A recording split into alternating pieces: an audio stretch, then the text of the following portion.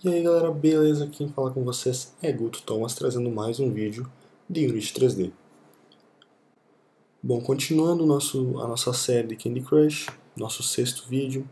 Nesse vídeo o primeiro objetivo do vídeo é reunir todas as informações dos nossos matches numa classe que vai armazenar essas informações, vai facilitar um pouco depois. Como a gente tem muito parâmetro que vai ser usado na hora de atualizar o grid, por exemplo, se a gente tem um match horizontal, qual é a posição mínima em x, qual é a posição máxima em x em termos de índice. Se a gente tem um match vertical, qual a altura desse match, qual o índice mínimo em y. Então são várias informações que a gente precisa saber, e para não precisar passar muito parâmetro, a gente vai passar uma estrutura, uma classe, que vai conter só dados referentes ao match que a gente está tratando. Então eu vou criar essa classe nesse vídeo, eu vou chamar de match_info para as informações do nosso match. Essa classe não vai herdar de monoBehavior, eu não vou precisar anexar ela a nenhum objeto, eu vou só instanciar essa classe. Bom pessoal, antes da gente ir para o nosso vídeo, então eu vou só definir o que a gente vai fazer nesse vídeo. Eu vou só dar uma breve explicação. A gente vai criar uma classe que vai armazenar informações básicas do nosso match, por exemplo, quais os itens que correspondem a esse match e algumas informações em relação ao match propriamente dito. Então eu marquei dois matches aqui, um é na horizontal e outro é na vertical. Para a horizontal, para esse match na horizontal, a gente está interessado no eixo x, porque o eixo y ele é constante. Então a gente define aqui o y como sendo uma constante, porque eles todos têm o mesmo índice em y, nesse caso me parece ser 4, 0, 1, 2, 3, 4. Então o y é constante, igual a 4. O x é que varia, nesse caso x é 0, x é 1 e x é 2.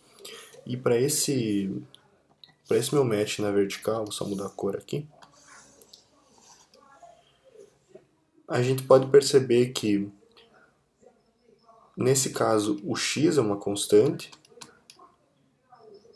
que é igual a 6, e o y que está variando. Então o y aqui é 1, 2, 3 e 4. Então a gente vai passar um parâmetro para uma função que vai buscar informações do match. Digamos que eu fiz alterações com esse item aqui. Então eu vou passar esse item para minha função com essa lista, que é o meu match, e essa função vai ser responsável por pegar o menor índice e o maior índice desse match. Então vocês podem perceber que o 1 ele não é nem o menor nem o maior índice, então eu vou passar os índices desse match, os índices em x, para uma função que vai retornar o valor mínimo e o valor máximo. Então esse valor aqui vai ser armazenado como o mínimo em x, a posição inicial desse match em x, e esse aqui vai ser armazenado como o máximo em x, a posição final desse match em x. E aqui no meu match vertical eu vou fazer a mesma coisa, mas eu vou verificar que ele é um match na vertical, e eu vou pegar esse índice aqui como sendo o menor índice em y, então esse aqui é o mínimo em y, e esse aqui eu vou pegar como sendo o maior índice em y, então ele é o máximo em y.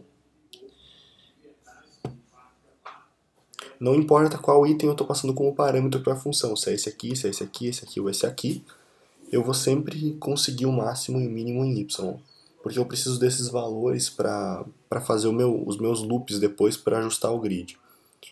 Então essa é uma breve explicação do que a gente vai fazer nesse vídeo e para que isso vai ser útil depois. Bom, as propriedades que eu vou precisar por enquanto é a minha lista.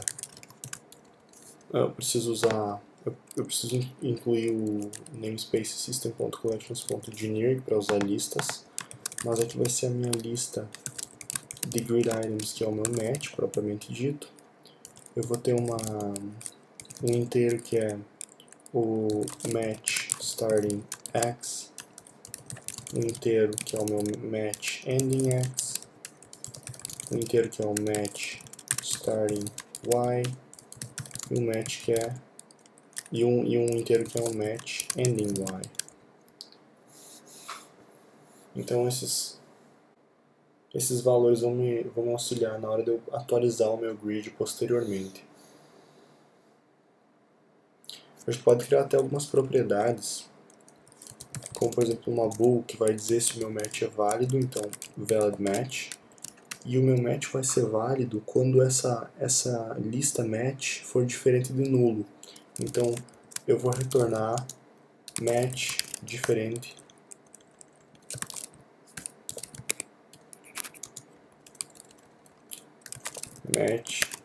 de nulo.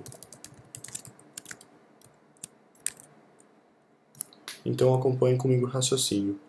Quando essa lista for diferente de nulo, quer dizer que o meu match é válido. Então quando ela for diferente de nulo, vai retornar verdadeiro isso aqui. Então o match vai ser válido. Quando ela for igual a nulo, isso aqui vai ser falso. Então eu vou retornar falso para essa propriedade. Percebam que eu tenho propriedades ou variáveis para armazenar coisas sobre um possível match vertical e um possível match horizontal. Isso não tem importância. Agora no meu GameGrid, eu vou só salvar isso aqui antes. Eu vou criar uma função que vai retornar um match info, que eu vou chamar de getMatchInformation. E o match, eu vou pegar a informação de match para um item do grid. Então grid item.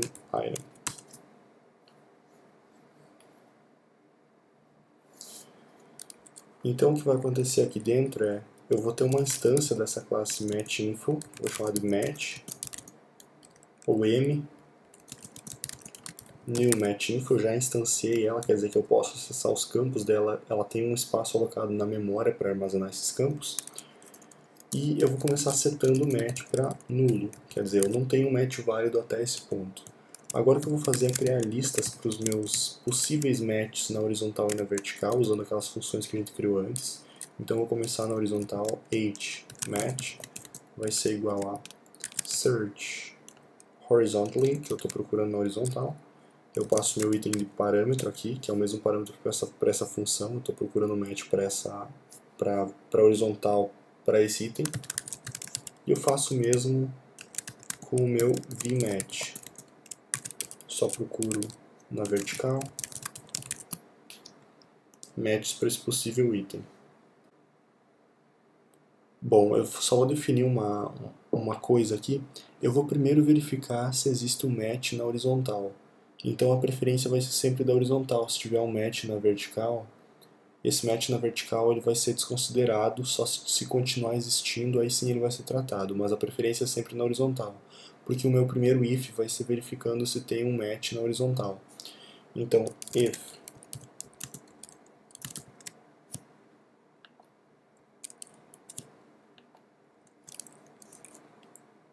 hmatch.count for maior ou igual do que um certo valor que diz qual é o mínimo de itens que eu preciso ter para conseguir um match. Então, por padrão seria 3, mas eu vou definir aqui uma variável pública estática do tipo inteiro. Eu vou chamar de min items for match. Então, o número mínimo por match. Inicialmente ela vai ser 3. Ela é estática, então todo mundo pode alterar só acessando a classe, usando um ponto e pegando esse campo. Só deixa eu achar onde é que eu estou aqui exatamente. Aqui, então, eu vou substituir o 3 por essa variável, porque fica mais fácil de controlar. Em certos momentos do Candy Crush, ele pede um match mínimo de 4 itens. Então, para esse caso, vocês usam uma variável que fica melhor para controlar. Então, se o match count for maior do que esse número mínimo, e também se o match count para essa horizontal for maior do que o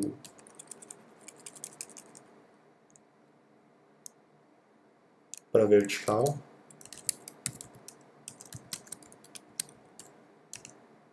eu vou definir informações para match horizontal. Se não, caso meus itens na vertical tenha o maior número de itens na vertical, eu vou só verificar se na vertical eu tenho pelo menos o número mínimo de itens, e aí sim eu posso definir informações. Tá difícil. Para o match vertical. Então, a primeira informação para o match horizontal quer dizer que o meu campo match da minha variável m vai receber hmatch, porque são os itens do meu match horizontal, certo? E no campo vertical a mesma coisa. No caso do match vertical a mesma coisa. Match vai receber o campo da minha lista de matches na vertical. Então essa é a primeira coisa que a gente precisa definir aqui. Bom, caso o meu match for horizontal, eu preciso de funções para pegar o índice mínimo em x dessa lista horizontal. E para fazer isso eu vou escrever uma função aqui que vai retornar o índice mínimo, e eu vou chamá-la de getMinimumX. Eu vou pedir uma lista de itens, e eu tenho uma função que chama math.min. Se eu passar para ela um vetor de floats, ela vai retornar o menor desses floats. E para isso eu só preciso criar esse vetor de floats. Então eu vou definir aqui um vetor de floats, que eu vou chamar de índices. Eu vou definir como sendo um novo vetor de floats, e o tamanho desse vetor vai ser itens.count. Porque se eu tenho tantos itens, eu quero que, obviamente, eu vou ter tantos índices. Então, o número de índices em x é o mesmo do que o número de itens nessa lista, obviamente. Agora é só fazer um loop variando de 0 até índices.length, e o índices de índice i vai receber itens de índice i.x, porque eu estou buscando o mínimo em x, então eu preciso pegar o índice x, já que aqui tem x e y. E depois é só retornar o mínimo dessa lista índices. Só que aqui tem um problema. Essa função min, ela retorna um float, então eu preciso converter isso aqui para um inteiro, porque a minha função está retornando um inteiro. E como eu preciso o mínimo, eu também preciso do máximo. Então eu só vou copiar essa função aqui. Eu vou mudar o nome dela, getMaximumX, e aqui eu vou mudar para max em vez de mínimo. Simples assim. E como eu preciso para x, eu também preciso para y, ambas essas funções. Então eu vou copiar qualquer uma delas. Vou copiar aqui embaixo. GetMinimumY, nesse caso, mínimo y. E aqui, em vez de usar x, eu vou usar y. Vocês podem perceber que eu ainda continuo pegando o mínimo desses índices, então aqui eu não preciso mudar. Mas agora eu vou copiar de novo. Trabalho meio chato esse aqui. E dessa vez eu vou pegar o máximo em y. E vou mudar o nome, obviamente, também. GetMaximumY. Então eu tenho mínimo em x, máximo em x, mínimo em y e máximo em y. Agora eu posso usar essas funções aqui e preencher os meus campos. Então eu vou ter o campo...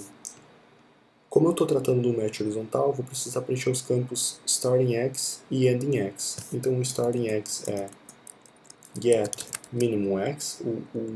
O início em x é o menor dos índices em x dessa lista, então getMinimumX. Faço a minha lista que é hmatch. E o match endingX é o máximo dos x entre essa lista. Então getMaximumX, hmatch. E aqui para y é praticamente a mesma coisa, ou para o meu match na vertical, mas eu vou preencher o match starting y e o match ending y, o começo e o fim em y. Aqui obviamente vai ser getMinimumY. para o meu vMatch, que é a lista de itens na vertical para um possível match. E o ending y é get maximum y da minha lista vMatch também. E aqui, quando eu terminar de fazer essas verificações por possíveis matches, eu só retorno a minha lista M. Lembrando que se não houver match, esse meu campo aqui, que é a minha lista match, vai ser nula. E se ela for nula, a minha variável validMatch vai retornar falso. E eu preciso sempre verificar essa informação primeiro, para ver se o match é realmente válido. Caso contrário, eu não posso prosseguir. E aqui, mesmo que eu tenha um match na horizontal, eu também preciso definir qual é o começo desse match em y. Então eu vou definir o seguinte: m.match starting y vai ser igual a m.match ending y, que vai receber o seguinte valor: hmatch de índice 0 ponto x. Não importa qual índice eu pegue aqui. Eu sei que aqui tem pelo menos 1, já que esse min items for match não vai ser menor do que 1. Então eu pego o índice 0, já por precaução, e eu vou pegar o valor em x para ser o começo em y. Aliás, eu vou pegar o valor em y para ser o começo e o fim em y, já que o y do match horizontal não varia, ele é sempre o mesmo. Então, tanto o fim quanto o começo desse match, possível match em y, vai ser o y do índice 0 desse vetor. Isso é só para a gente preencher essas informações, porque a gente vai precisar usar em loops depois. E aqui eu vou fazer o mesmo para o meu match vertical. Eu vou dizer que o começo em x é igual ao fim em x, que vai ser igual ao índice 0.x. Como no match vertical o x mantém constante, então eu vou só definir que é o x do meu índice 0. Bom, voltando para Unity, vocês podem perceber que aparece um erro. Então deve ter alguma coisa que eu esqueci de checar. E aqui é muito simples, porque eu estou verificando se uma lista é maior ou igual do que um inteiro. Esse tipo de verificação não existe, então eu preciso comparar dois inteiros. E na verdade eu estou querendo comparar o inteiro count aqui, então foi um pequeno erro aqui. Mas é só isso que a gente tem de erro. Voltando para Unity, vocês podem perceber que está tudo certo. Bom, e onde a gente vai usar essas informações do match fica para o próximo vídeo. Nesse vídeo a gente só construiu então essa classe que vai armazenar as informações. No próximo vídeo a gente vai fazer realmente o swap. Se o swap for inválido, a gente vai desfazer esse swap. E se o swap for válido, a gente vai procurar as informações do match e ainda vai remover os itens. Então a gente está se aproximando do fim dessa série. Esse script no fim vai ficar mais ou menos com umas 300 e poucas linhas, então a gente está chegando no fim. Então para esse vídeo é isso, pessoal. Se você gostou, dá um joinha, compartilhe o vídeo nas redes sociais para que mais pessoas fiquem sabendo dessa série e dos meus vídeos também. A gente se vê no próximo vídeo, um abração e até ele.